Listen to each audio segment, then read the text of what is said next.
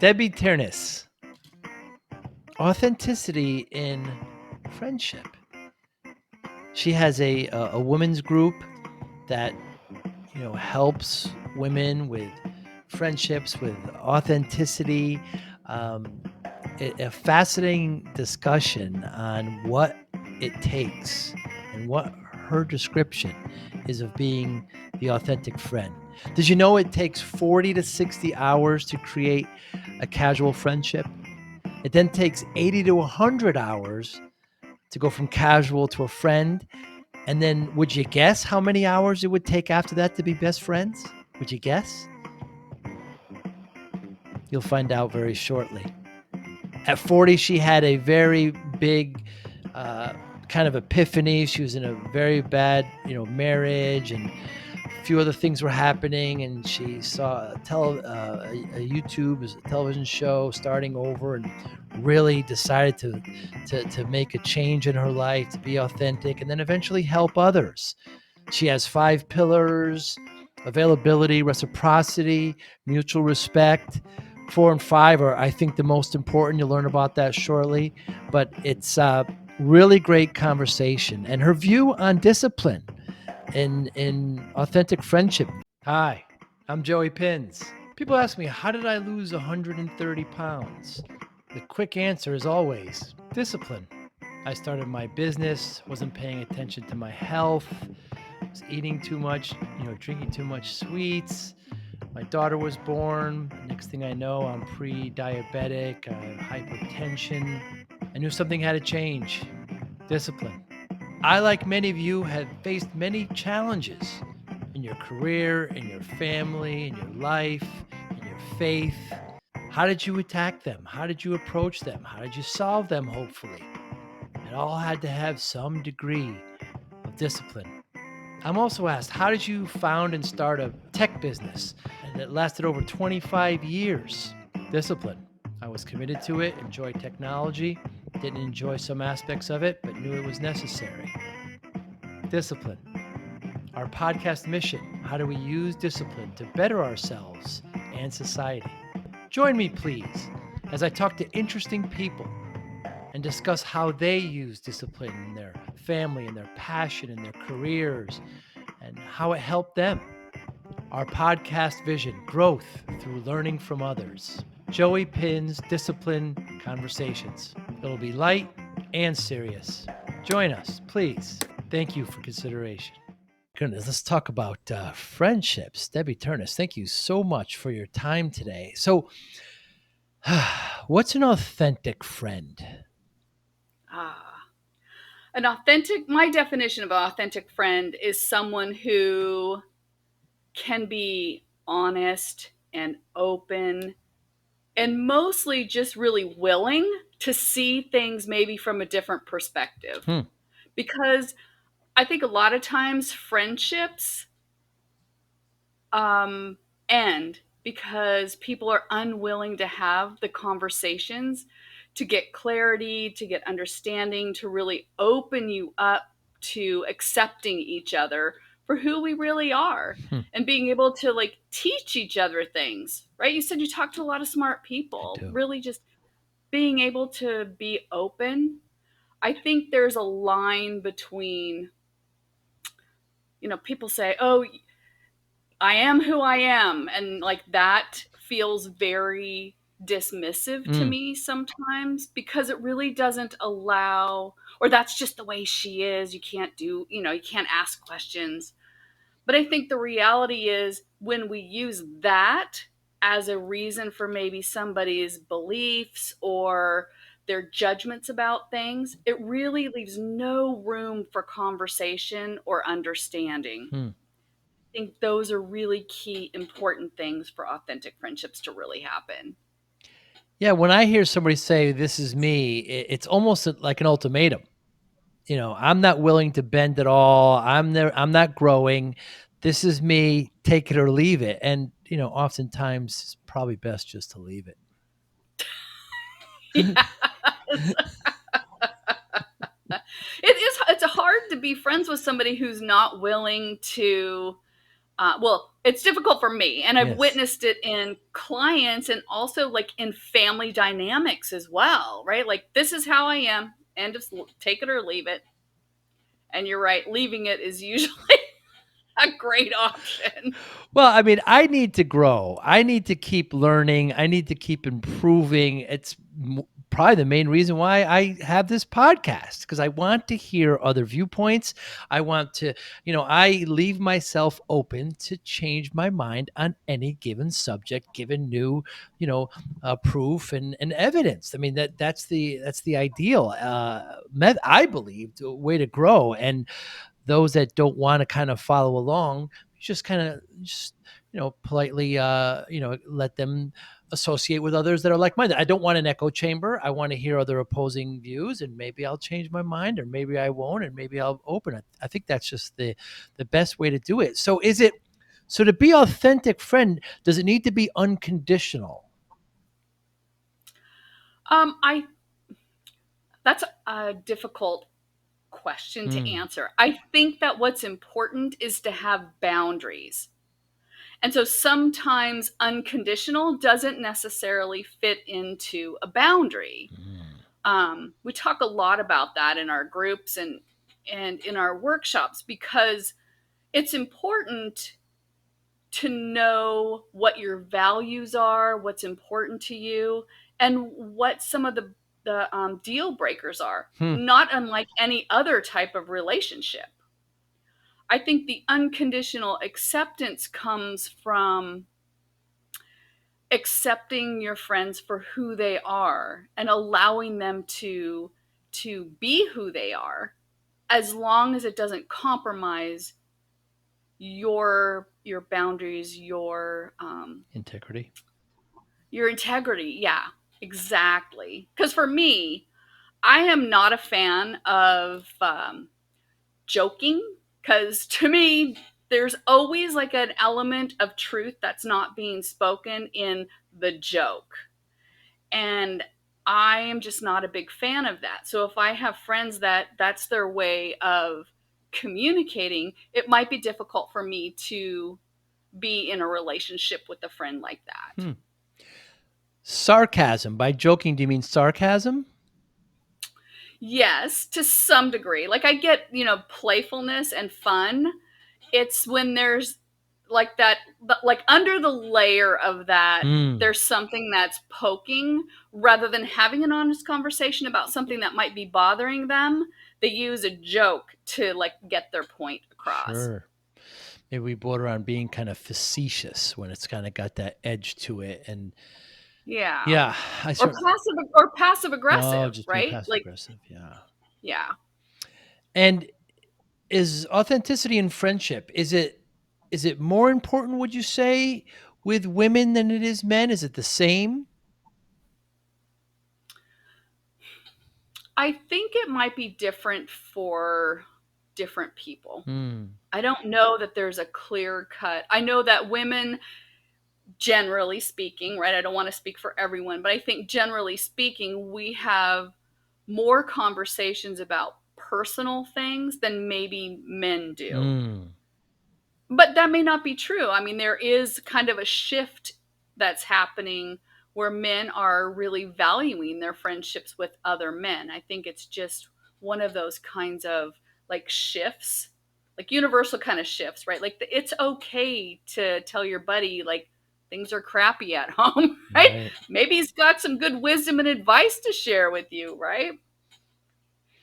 Yeah, I think it's so important. And then those boundaries that we talked about a moment ago, um, it's hard to kind of find somebody's kind of trigger or boundary. And a lot of time it's often revealed accidentally or by mistake. And and to find those, you cite some really good statistics where you say 40 to 60 hours to create a casual friendship, 80 to 100 hours from casual to friend, and then over 200 hours to best friend. I mean, that's a lot of work. That's a lot of work, Debbie. It is a lot of work, Joe. And the really fascinating thing is, we usually, when I share that statistic, right, then I talk about When we're kids, like we're in the classroom together, we're on the Right. playground together, we're doing sports together. Those hours just happen because we don't have responsibilities and things getting in our way of building our friendships. When we're adults, if you work in the office, right, you're spending a lot of time building your friendships with the people you work with because Mm. you're sitting in the office together. It's when either you move to a different job or you move to a different location, or you work remotely. Friendships get more Hmm. challenging as we age or as our life situation shifts and changes. When you have young kids and they're active in other activities, right? Like you're sitting in the bleachers with those parents hour after hour, right? Those friendships start building and you do other things outside of that activity. But when your kids graduate from school, then where do those friendships go? They Mm. usually go by the wayside.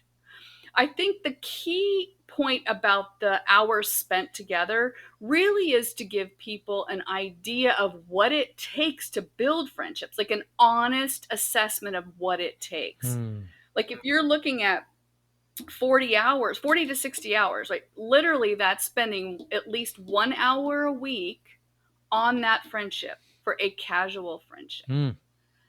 That's a big commitment. I know Yeah. you talk a lot about discipline, right? Like that Sure is do. commitment. So that's part of what we help women with is like, where are the opportunities for you to build the friendships? Who is it that you really connect with and you really kind of vibe with? Is that where you want to spend your time, or is it somewhere else? So it really does take the discipline, the commitment, and the sticking to it if that's what you want to create. Now, when a woman joins your organization, you're a lifetime coach, and does she say, I want a friend who is this in this political party and likes lilacs and likes pizza? I mean, does she kind of give a framework as to what she wants? How does it work? So we have a Facebook group, Hmm. and we also have 9 meetup groups around the US. What's interesting was we started our groups and during the pandemic. So Meetup had to change their platform because their platform was primarily, you must meet in person. Hmm. So we really took the opportunity, like that was a really glaring opportunity for us.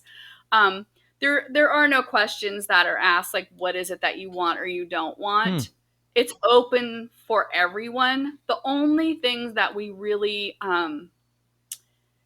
kind of the guardrails are, we're not here so you can promote your business Ah. because there are so many other platforms for that. Like this just isn't the place for that. It's not really the place for you to promote your faith-based promotional stuff, right? Or maybe even your political stand on things.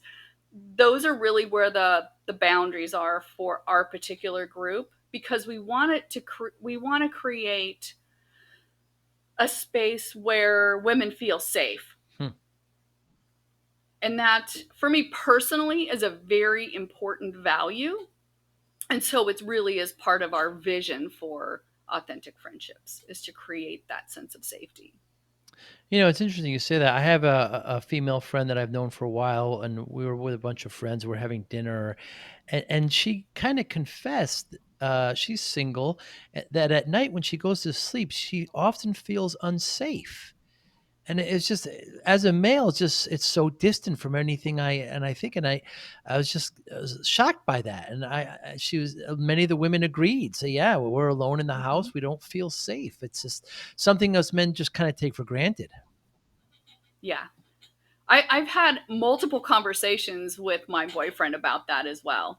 I'm like, when usually as a woman, many of us, right, strategically park in certain places, Mm. carry our keys in a specific way, Hmm. are on alert. There's just a lot of things. You're absolutely right. Like men just don't even like they don't even think about it Right. because it's not part of anything that they've ever experienced or people that they've known have experienced.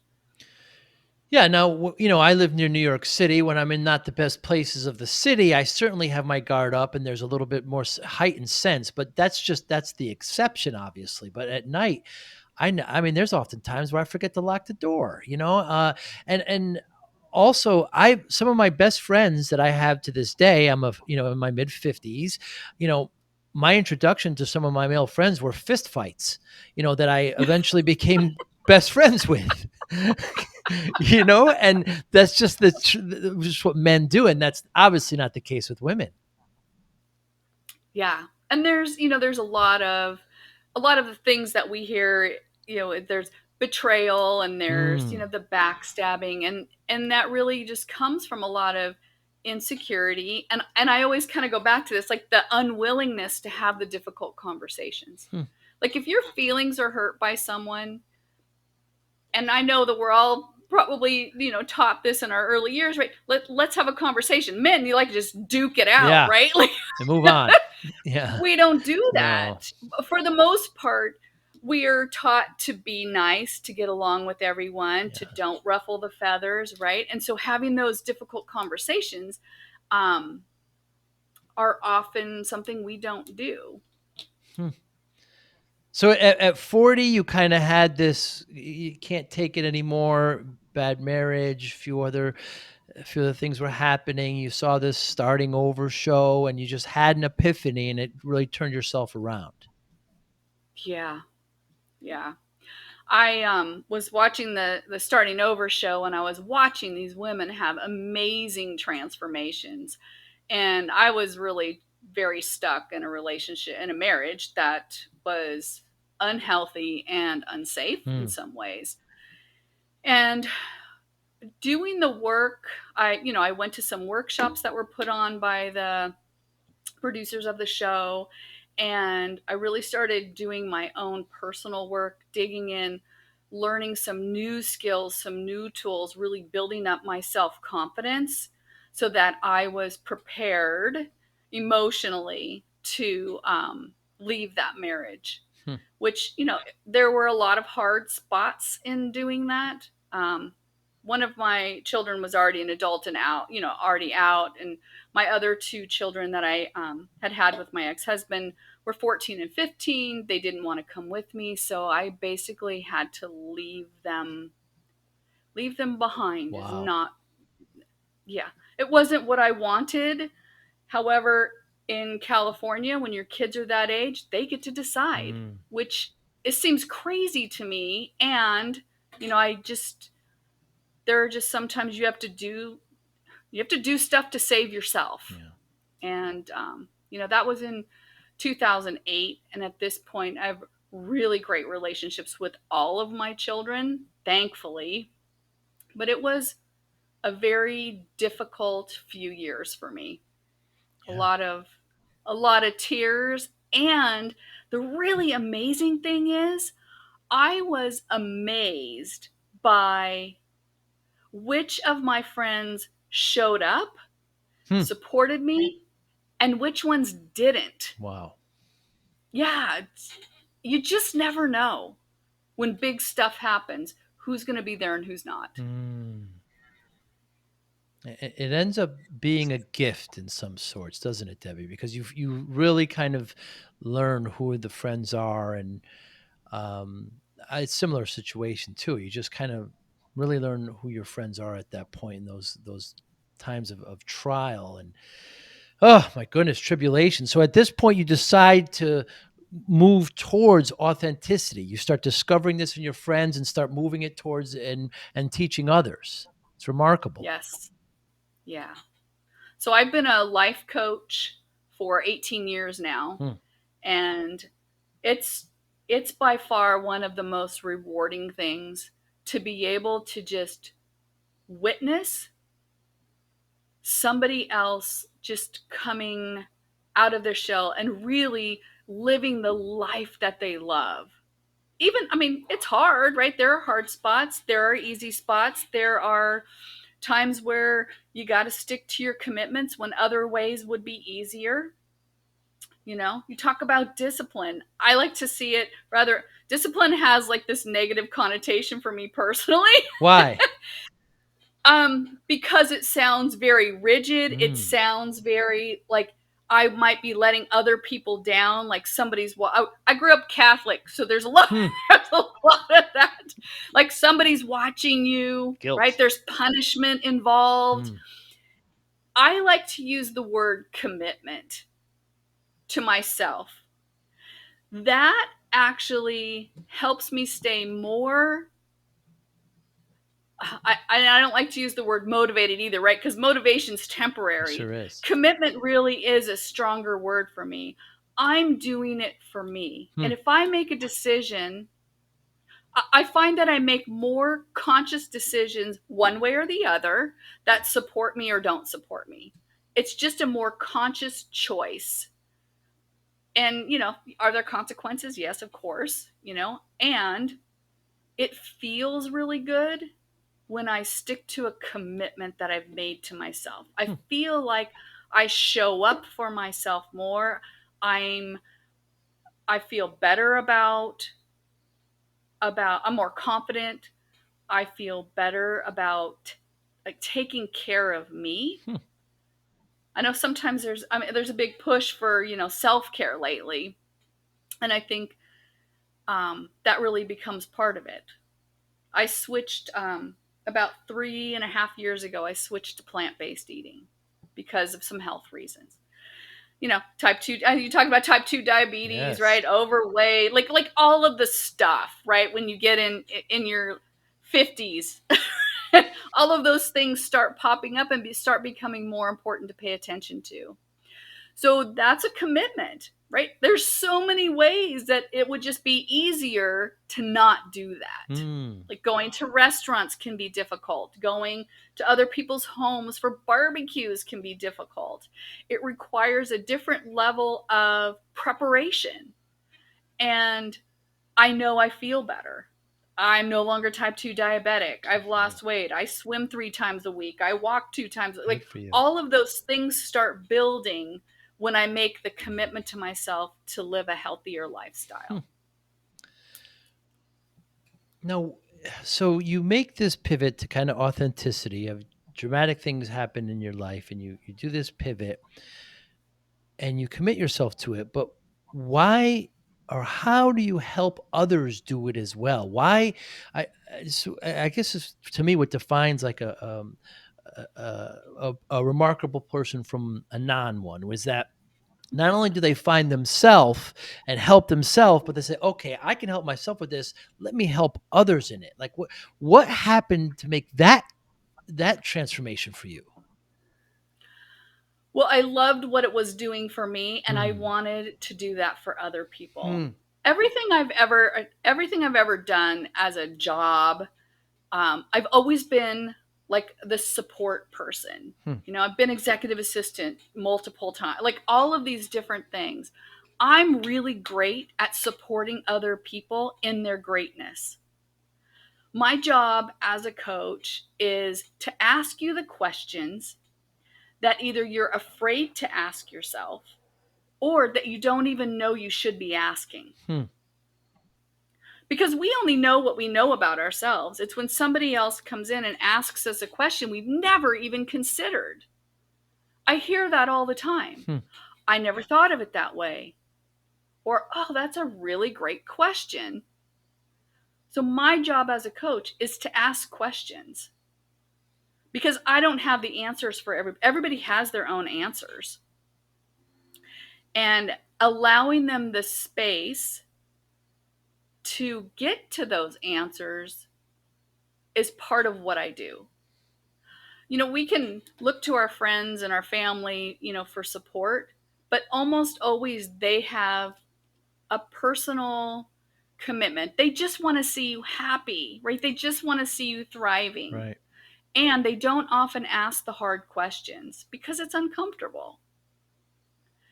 And as a coach, that's not uncomfortable for me. I don't have any personal tie to whether you do it or you don't do it. I've worked with women who didn't know, do they want to stay married or do they want to get a divorce? Right? My job isn't to decide that for them. My job is to ask them the questions. What are the reasons you want to stay? Why do you love this relationship? What's working? What's not working? What do you want to be different? How can you create those pathways to get to the different, right? What are the things you want to change? Do you want to leave? Maybe you don't want to leave now. Like all of those kinds of questions. Whereas if you're just going to your friends and you're saying how awful it is, right? They just want you to get away from that, Hmm. or maybe not. Hmm. And so I help people get really clear on what they want. And the other thing that's really important is there's always a lot, not always, there are often a lot of outside influences. And I like to use this as an example. Um, with coaching, there's a big push for people to be a six-figure income earning coach. Like this is the bar that's set, right? In a lot of the training programs, the online stuff, there's a lot of people who promote that. Well, my question always is when I get a client who's self-employed is, do you want to do the work that's necessary to be a six-figure income earning coach? Is that important to you? Why is that important? What are you going to have with $100,000 that you're not going to have with 80, Hmm. right? Really getting to is, are you working towards something that you want, that you're passionate about, that you want to give your time and energy and effort towards? I mean, I'd like to lose like 30 pounds, but honestly, I don't want to do the work that is required to do that. So I'm going to take that off my list of Hmm. to-dos, because otherwise it puts me in a position where then I'm beating myself up maybe for not doing it. I'm, you know, the mental stuff that goes on about all that. Life's short. We have to live our lives in the way that we feel good doing it. Being flexible and being able to do things is more important to me than being thinner than I am. Hmm.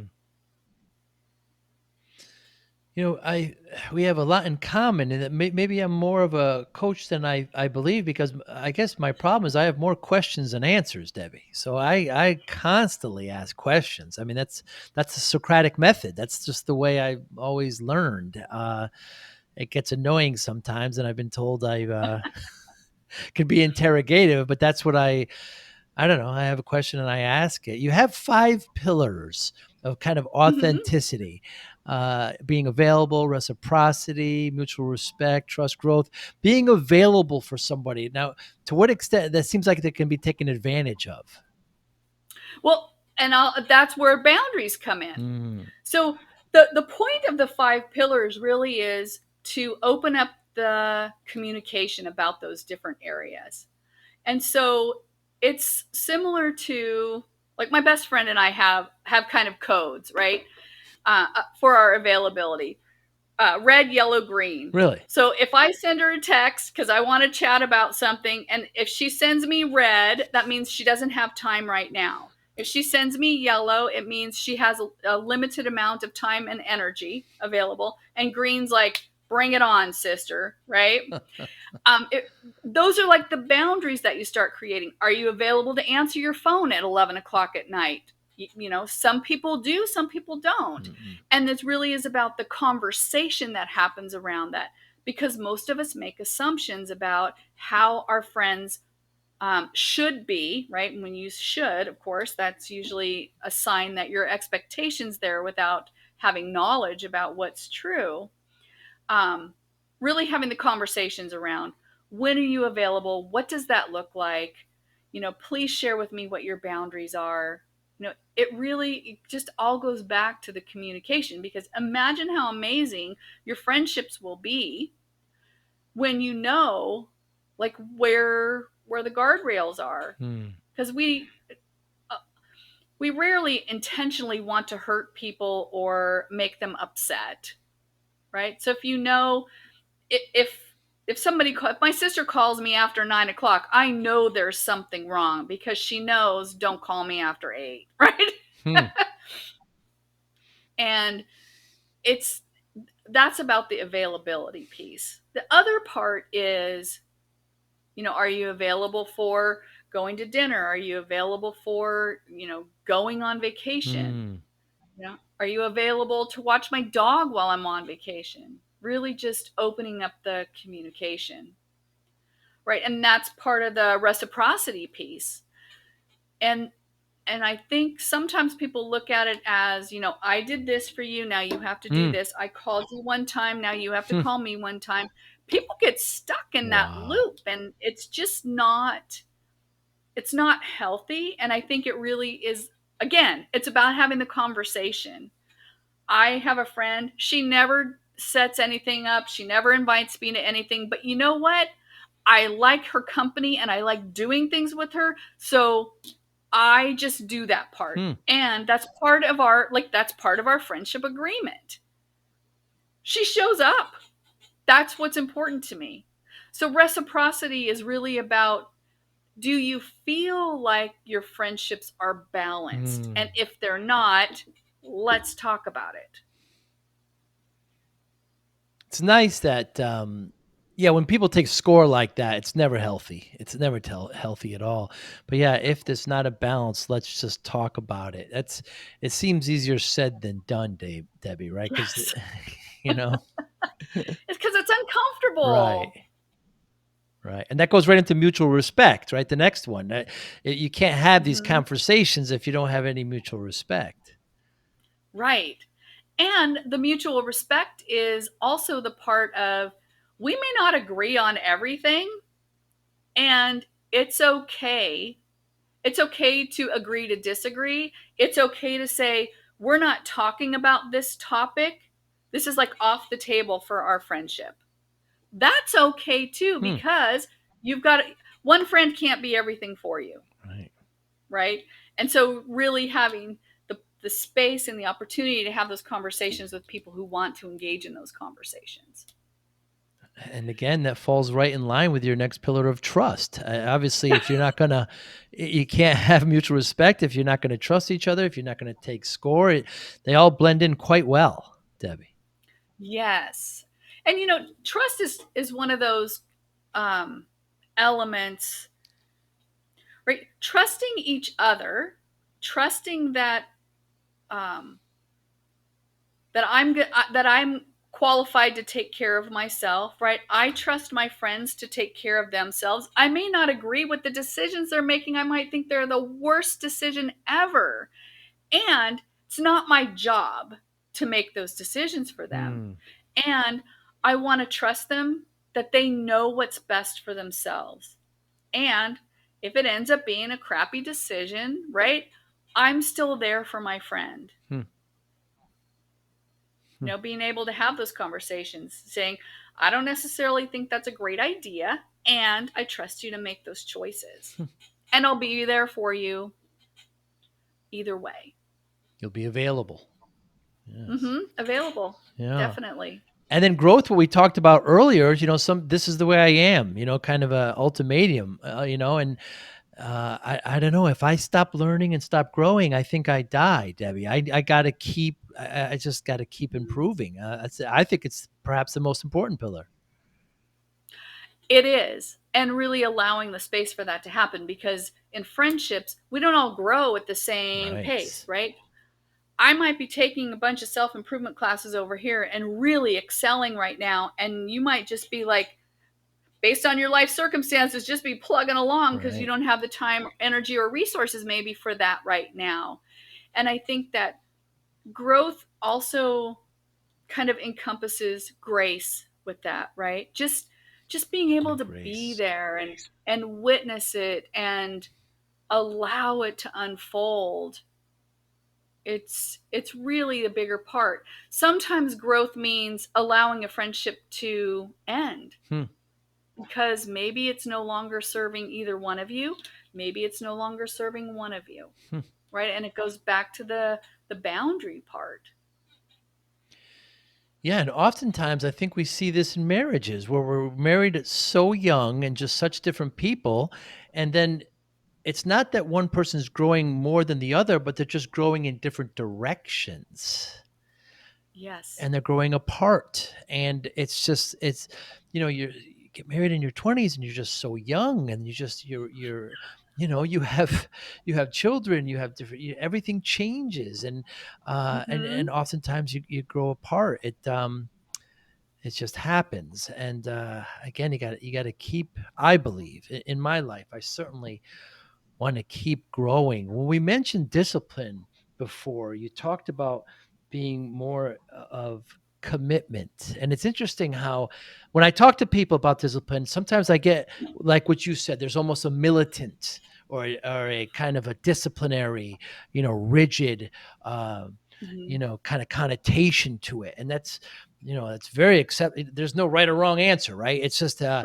I lost a bunch of weight, and people ask me how. I say discipline. Like they want some secret. I just say it took discipline, and it's the same formula. It's less calories than exercise. People, everybody knows this, and it's not a secret, but it's just discipline. The doctor told me I'm not going to see my daughter graduate, and that's all it took. And by the way, she just graduated in May from Cal State.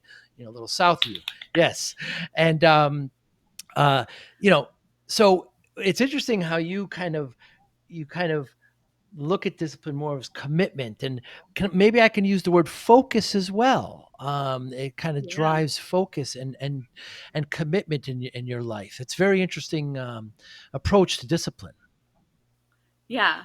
Because I would view what you did as a commitment to Mm, seeing your daughter that's grow right. and age. Like your commitment was for that. And and the way that you did it was through discipline. It Mm. was through making healthy choices, different, choosing things that support your commitment to seeing your daughter grow and living a healthy life. Yeah, very, and also just the term self-discipline. I started doing martial arts, and I'm completely uncomfortable Ooh. with it. There's no love there yet, but I like it because it makes me uncomfortable, and it just self-discipline is everything. The head person there, the chief, the master says, there's no room for attitude in here, and nobody, it's just such a different view on discipline, that it's inviting. It's inviting to me, but I get a lot of pushback. I say you don't need to, they say you don't need discipline, you need compassion. And to that I say I Mm. agree, you need compassion. I don't mean to be the disciplinarian king or anything. It's just a vehicle that I use, as you mentioned, to get to a certain goal. And I believe others do too, but there's plenty of areas where I don't use it as well. Is there room for discipline and authenticity in friendship? I would say yes, but I always go back to commitment, right? Because if you're Mm, committed to a relationship, right? And it doesn't matter because relationships are all over the place, right? It's the mail carrier, it's the checkout person at mm. Target and the grocery store. You have relationships everywhere, and if your commitment is um, to have healthy relationships, the discipline piece comes into like, am I doing the things that are necessary to achieve that commitment?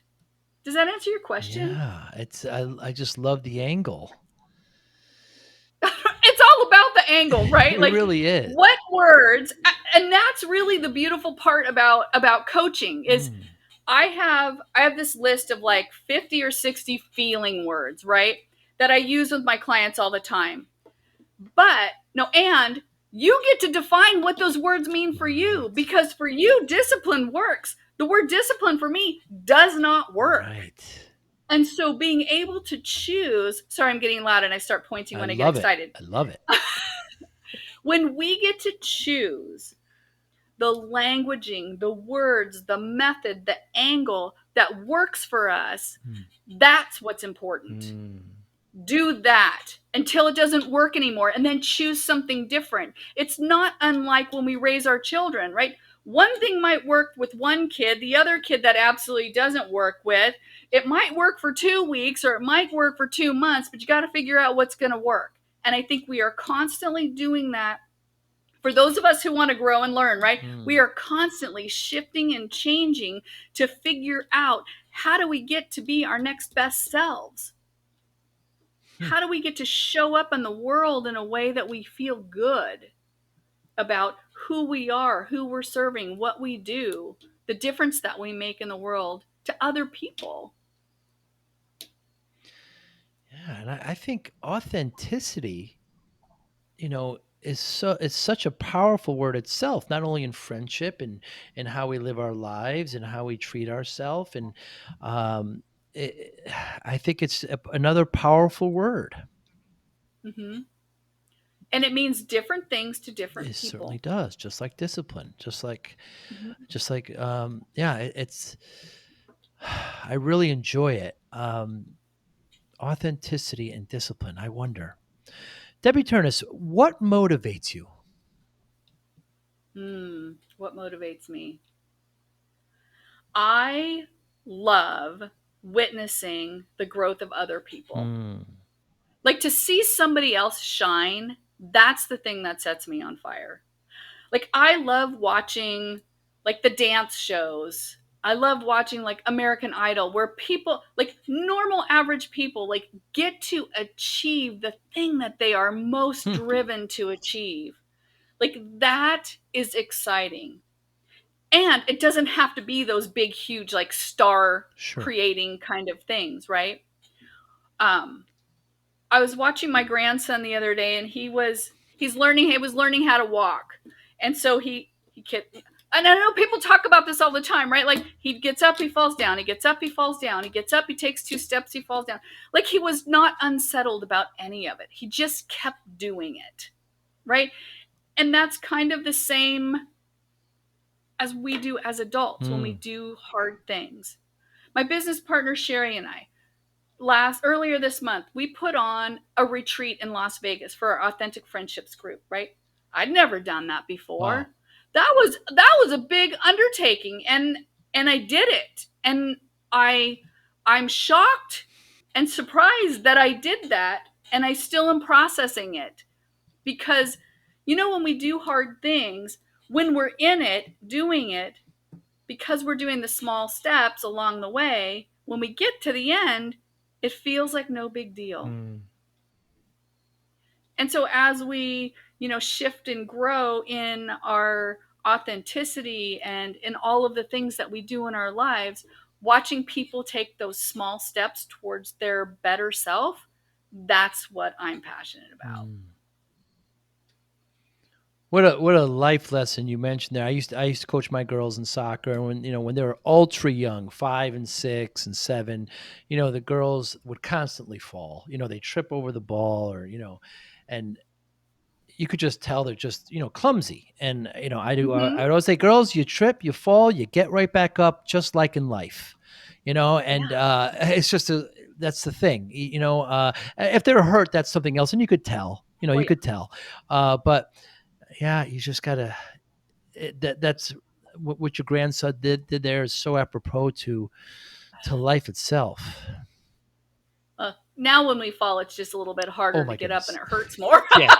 Yes, yes, absolutely. I avoid that at all costs. Yeah, Debbie, how do you measure success? Oh, how do I measure success? Well, I do like goals, and usually, yeah, and I love numbers. So Hmm. those are usually kind of the metrics that I use to measure success. But that's not always the answer. Sometimes it really is, how do I feel?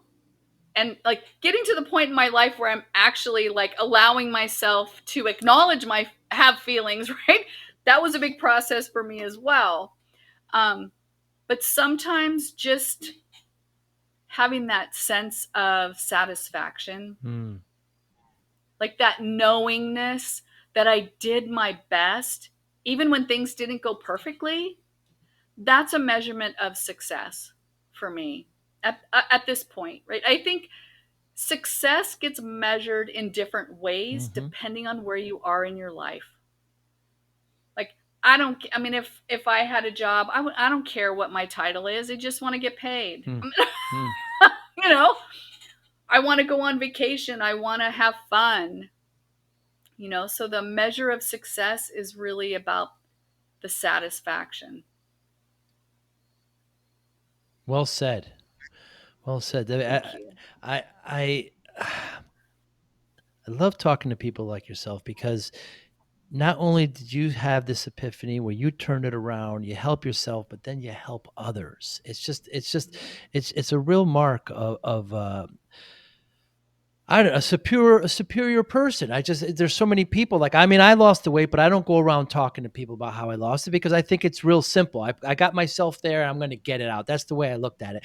I like to think I'm helping people by talking to people like yourself. And, maybe we can learn. Everybody can learn. I know certainly I can. I want to thank you so much for your time today. How can we get in touch with you? Well, I have a website, and Sure we it's do. debbieternes.com. So you can reach me through there. Also, we have an authenticfriendships.com website for our group as well, and a Facebook group for Authentic Friendships. I'm always available. Not well. Let me back that up because right, Right. availability, Yes. right? Number one, pillar. I can be reached at my email address as well, and that's debbieternes@gmail.com. Very good. And Debbie, Debbie, and Ternes, Ternes. We will make sure we put that in the show notes. And your Authentic Friendship site is really, really cool. It's got a lot of great resources. Opening video with you and your partner where you just kind of lay it all out and you say, this is who we are and this is what we do. That was quite authentic. I really enjoyed that. You know what the great thing is? Just kind of as a footnote, because the group's called Authentic Friendships, there is so much grace and leeway for us to make mistakes, for us Yes. to be silly, for us. I have to tell you, it is one of the greatest gifts.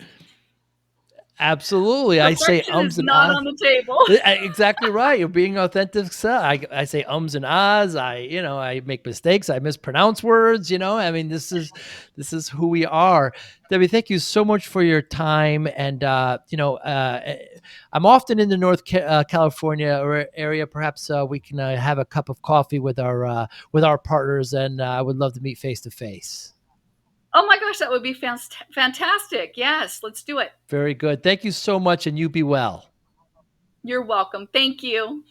Thank you for listening and/or viewing Joey Pinz Discipline Conversations. Please share this episode with one or two of your friends who you think may benefit from the episode.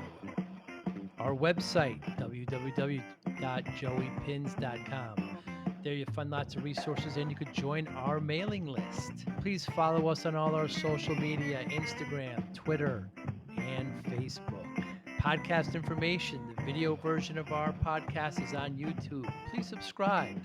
Audio is on all major podcasting platforms. Please follow them. And if you like it, please consider giving 5-star rating. Would really appreciate that.